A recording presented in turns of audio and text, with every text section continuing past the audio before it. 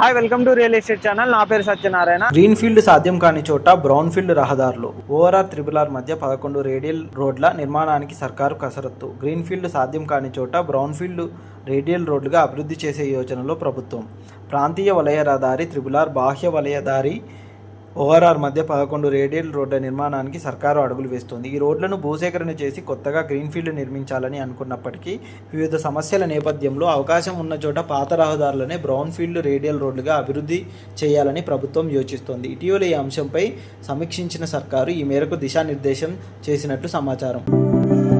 ఇబ్బందులు ఇలా: ప్రతిపాదిత గ్రీన్ఫీల్డ్ రేడియల్ రోడ్లకు మధ్యలో కొన్ని చోట్ల గ్రామాలు, పట్టణాలు రావడం, రహదారుల డిజైన్లు, సాంకేతిక సమస్యలు, మరికొన్ని చోట్ల భూసేకరణలో ఇబ్బందులు తలెత్తే అవకాశాలు ఉండడాన్ని అధికారులు ప్రస్తావిస్తున్నారు.